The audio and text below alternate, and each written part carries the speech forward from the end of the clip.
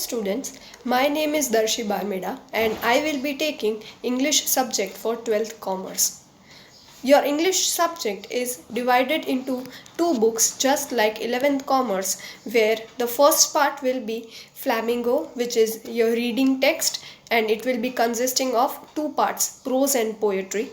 You will be having 8 prose, 8 chapters and 6 poetries. And the other part is Vistas, which is your supplementary reading book, in which again you will be having 8 chapters. Today we will be starting with the first chapter, and ironically the name of the first chapter is the last lesson. The last lesson is a prose part of Flamingos, and this chapter has been written by Alphonse Daudet, who was a French novelist, a short story writer. He was also a very famous poet and a playwright. Alphonse Daudet has written this chapter, which is known as the last lesson, in the background of Franco-Prussian War. In the year 1870-71, a Franco-Prussian War was going on, in which Prussia defeated France and France was captured by Prussia.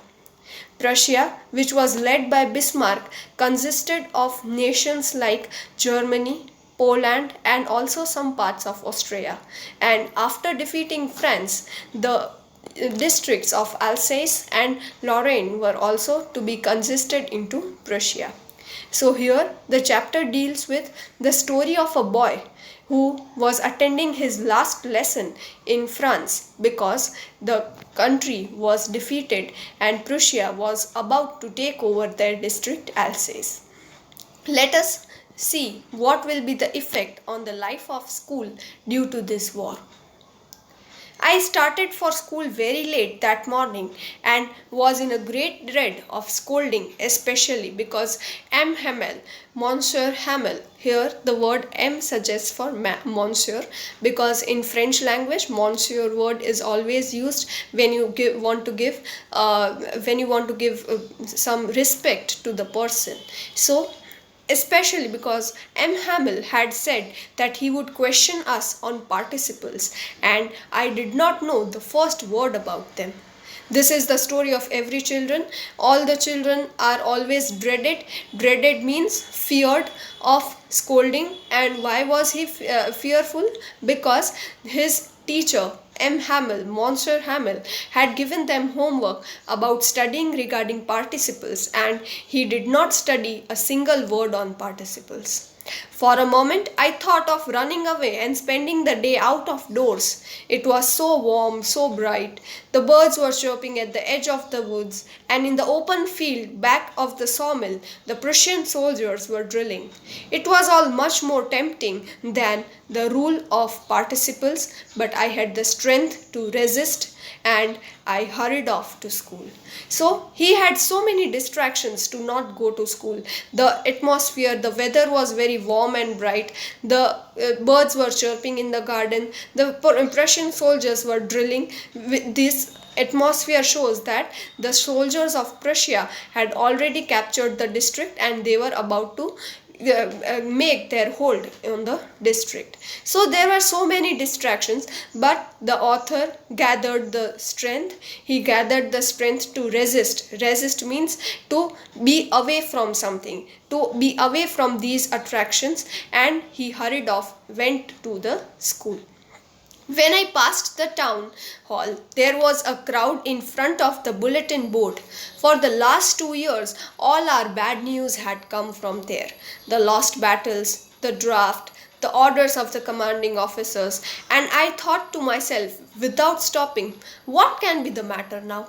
So the road to his school went through the town hall, and there was a bulletin board on the town hall which gave information regarding the public notices. And since the last 2 years, the notices were always bad news because the France country lost the war, Prussia defeated them, the commanding officer gave the orders to capture the district, they were also given the draft to cancel, to accept their defeat. So all these notices were put up on the bulletin board near the town hall.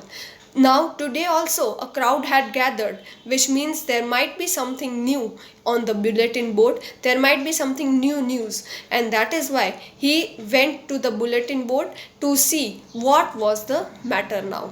What will be even worse than this?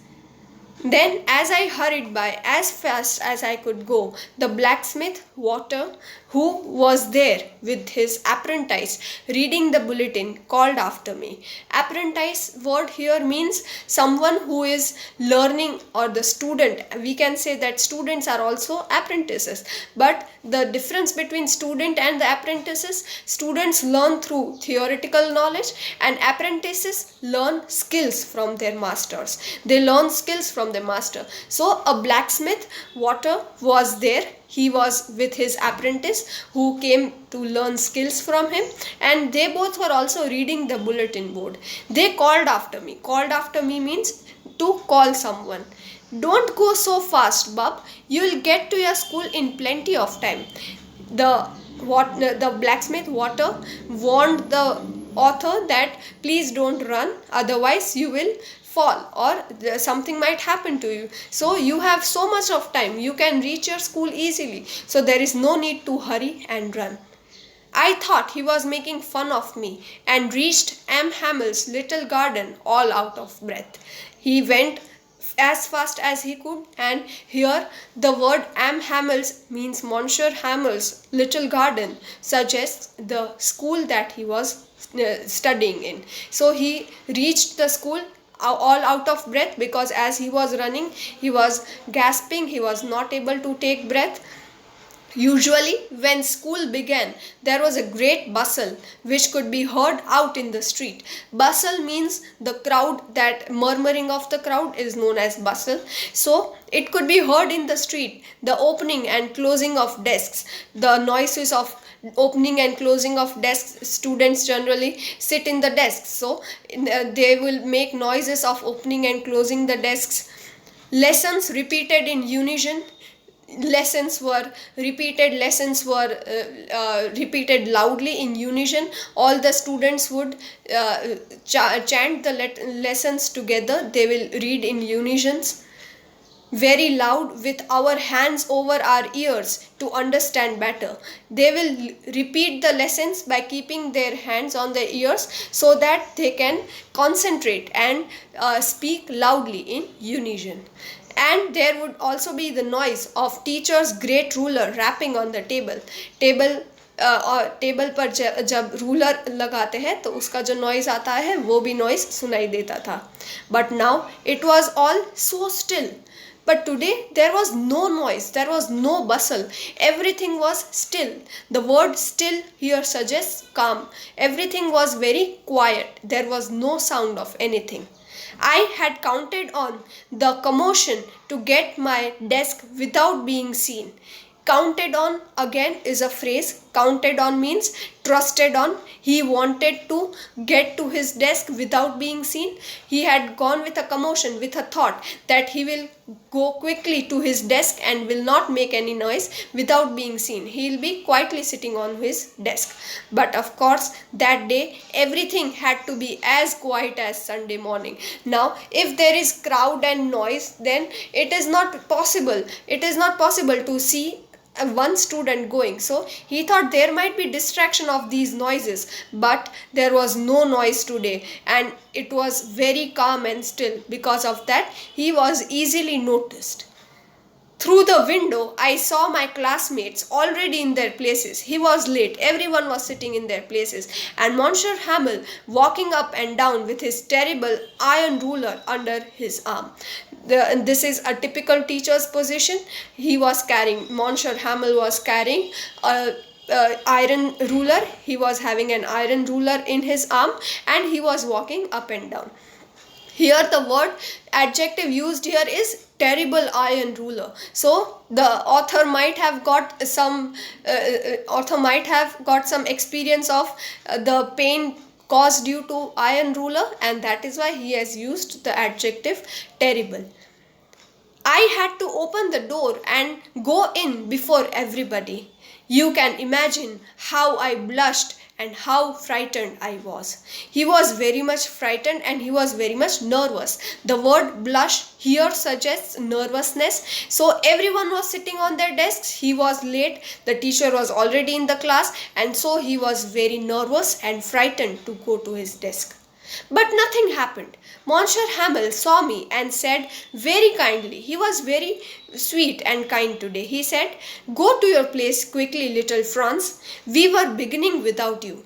The teacher, Monsieur Hamel, said that we did not expect that you will come, so we were about to begin the class, but now as you have arrived, please go and sit on your place quickly. I jumped over the bench and sat down at my desk. Not till then, when I had got a little over my fright, did I see that our teacher had on his beautiful green coat. So he was very frightened, and if you are late in class, especially when you are late, you will be nervous and frightened, and it will take you a few moments to gather your courage, gather your breath, and concentrate in the class. So once he was over his fright, once his fright was over, he noticed that the teacher, Monsieur Hamel, wore his little beautiful green coat with his frilled shirt and the little black silk cap, all embroidered, that he never wore except on inspection and prize days. Today, the teacher, Monsieur Hamel, was wearing his special dress. The special dress was beautiful green coat with frilled shirt and little black silk cap, everything embroidered. So he thought that today there is no such occasion, then why is he wearing his special dress that he wears only during inspection days or prize days?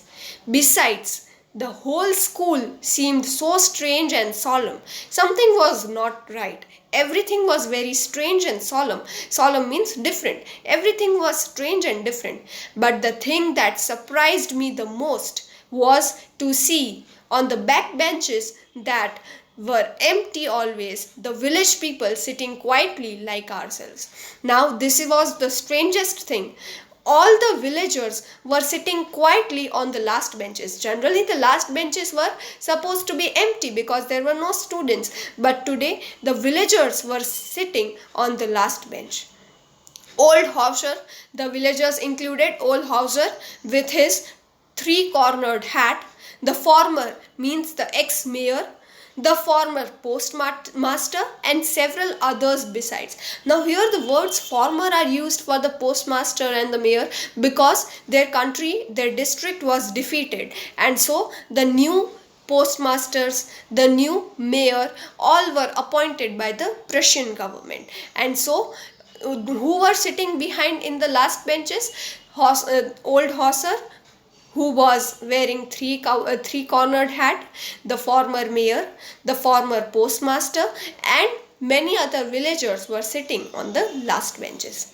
Everybody looked sad, and Hauser had brought an old primer, thumbed at the edges, and held it open on his knees with his great spectacles lying across the pages. So the person, Hauser, had brought an old primer. Primer is the booklet which he was reading. It was thumbed at the edges of it were thumbed, and he opened it on his knees, kept it on his knees, and he wore his reading spectacles. So this was the scenario in the class. Besides the students in the last benches, the villagers like Hauser, the former mayor, the former postmaster, and other villagers were sitting. They all looked very sad, and they were here to listen to the lecture of Monsieur Hamel. While I was wondering about it all, he was thinking about it. Why there is such a change in the school? Monsieur Hamel mounted his chair, and in the same grave and gentle tone which he had used to me, said, "My children, this is the last lecture I shall give you. The order has come from Berlin to teach only German in the schools of Alsace and Lorraine, and the new master will be coming from tomorrow. This is your last French lesson, I want you to be very attentive. So before he could think, the author could think about anything, Monsieur Hamel mounted upon his chair. He stood up from his chair and announced that this is the last lesson of French. He was going to take his last lesson. And why is it so? Because the Prussian government had ordered, they had given an order that now, from now on, only German language will be taught in the schools. French language will not be taught in the schools. And because of that, this was his last lesson, and the new master who will be teaching German language will be coming from the next day. So he asked everyone to be very attentive for the last lesson. What a thunderclap these words were to me. He was so happy. The author was very happy, and he felt that finally I won't be have to read and learn the rules for participles, and I don't have to concentrate on French language. It was a thunderclap. Thunderclap means relieving moment for the author. Oh, the wretches! That was that what they had put up at the hall town. So he says this is what was put up on the town hall notice bulletin. There was a crowd at the bulletin, and he was not able to read the bulletin because he had to reach the school at time. So now he understood that this was the notice which was put up on the bulletin board in the town hall. My last French lesson. Why, I hardly knew how to write. I should never learn any more. I must stop there then. Oh, how sorry I was for not learning my lessons, for seeking the bird's eggs, or going sliding on the Saar. My books that had seemed such a nuisance a while ago, so heavy to carry, my grammar and my history of the saints, were old friends now that I couldn't give up. And Monsieur Hamel too, the idea that he was going away, that I should never see him again, made me forget all about his ruler and how cranky he was. Now, the author was having mixed feelings. He felt, oh, this will be the last French lesson that I have to study. I haven't even learned how to write the French language. I hardly learned, and now I have to stop learning that language. Also, he was very sorry when he was not able to learn the lessons. The lessons were regarding seeking birds' eggs or going sliding on the Saar. He talks about the French chapters that he was about to study. So now all this will be stopped. He will not be learning about these lessons anymore. My books that had seemed to me such a nuisance. He was fed up with his language because he did not learn grammar, and that is why he did not like the subject. So these books were a nuisance, a problem for him. But now those books have been having no meaning. They have become his old friends. So heavy to carry. My grammar and my history of the saints were old friends that I couldn't give up. Now they became their old friends, and he was having mixed feelings. So although he did not have to learn, he did not accept the idea that he have to give up learning the language. And Monsieur Hamel too, he felt that his teacher is very strict and very cranky. Cranky means someone who is very strict. So he says that someone who is very strict and cranky, such teacher, Monsieur Hamel, although I did not want to see him again, but this made me forget about his ruler and cranky behavior. Everything was forgotten, everything bad was forgotten, and he felt that, oh, now I do not have to study with Monsieur Hamel, I do not have to study his subject. We will be keeping up to this, and in the next lecture we will be continuing the chapter. Thank you.